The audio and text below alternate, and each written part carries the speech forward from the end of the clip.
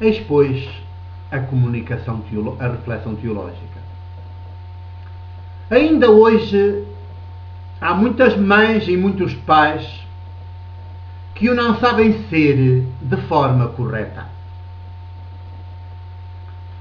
Em lugar de gerarem filhos progressivamente autónomos e independentes, plenamente capazes de quanto mais cedo melhor se auto-assumirem e autoconduzirem as suas vidas, geram filhos mimados, dependentes, totalmente incapazes de se auto-assumirem e de autoconduzirem as suas vidas. E aos quais depois, ainda por cima, para cúmulo, deixam muitos bens em herança. Certamente numa tentativa mais ou menos consciente ou inconsciente de compensarem tão desgraçada forma de terem sido mães e pais. Desgraçada forma, porque ser mãe e pai que não promove o mais depressa possível a autodeterminação das filhas, dos filhos, é uma forma desgraçada de ser mãe e pai. O curioso é que tudo isto ocorre num mundo que hoje se apresenta aí cada vez mais adverso e exigente, insolidário e cruel. Em concreto, para quem não tem unhas para tocar guitarra e se posiciona perante ele, mundo, como um coitado à espera de compaixão. É um mundo cruel. E num mundo cruel, educar filhas e filhos na dependência é ser também cruel.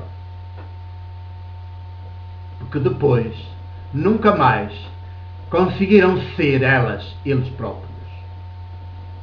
As coisas nesta área da educação estão a ser hoje tão mal conduzidas também ao nível familiar, e primeiro ao nível familiar, mas depois também nas escolas que se lhe seguem quando sai da família e nas universidades,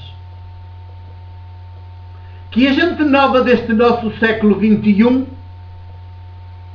materializa nos seus corpos esta surpreendente contradição.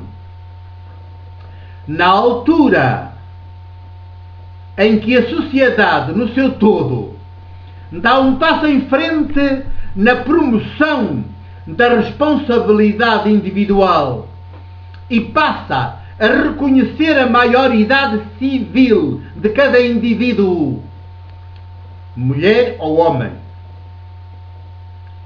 aos 18 anos, sabem bem que antigamente era só aos 21 anos, eis que as filhas, os filhos que atingem essa maioridade civil passam a arrastar-se, ou continuam a arrastar-se pela casa das suas mães, dos seus pais, anos e anos a fio, em alguns casos até para lá dos 30 anos e até mais. Numa situação de confrangedora dependência e infantilismo que ameaça tornar-se crónica. Por isso, doentia. Com a agravante de que quando as coisas correm mal no casamento, ainda não percebi porque é que só se deixa a casa dos pais quando se casam os filhos ou as filhas e não quando se alcança a maioridade.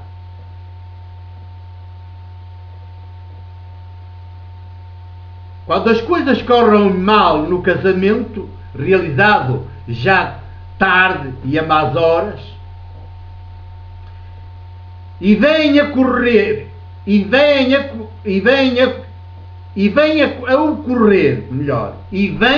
ocorrer uma dolorosa e perturbadora situação de separação ou de divórcio, como hoje também está cada vez mais frequente. Cerca de metade dos casamentos anuais terminam daí a pouco tempo, poucos anos ou meses, em divórcio.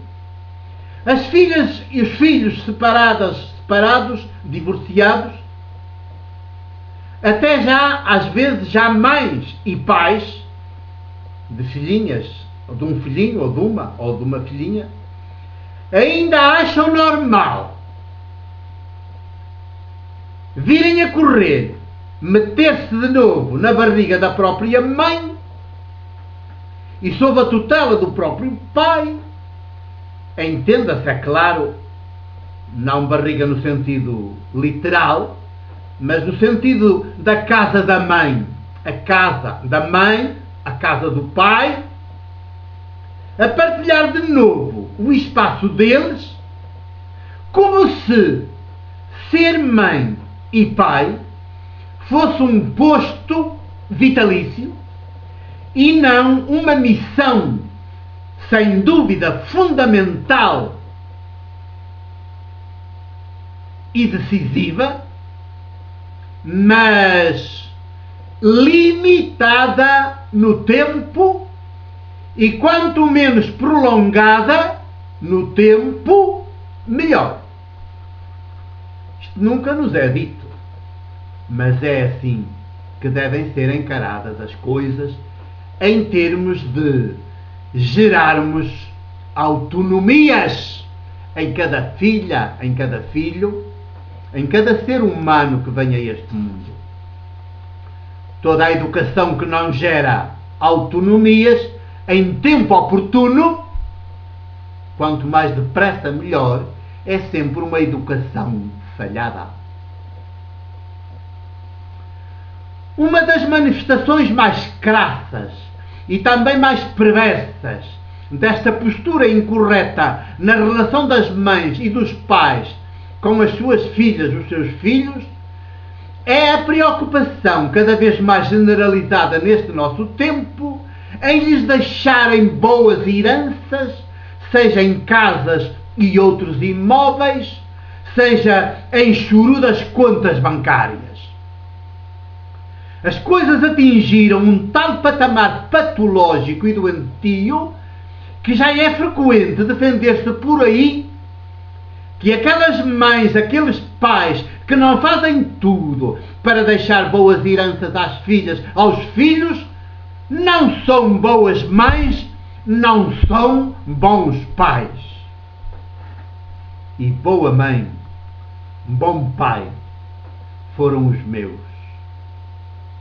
porque felizmente sempre pobres e não me deixaram herança material nenhuma. E aquelas poucas coisitas que ficaram, eu entreguei-as imediatamente para ajudar a fundar uma associação cultural. É assim que se deve ser mãe e pai, também neste século XXI. Prosseguiremos já.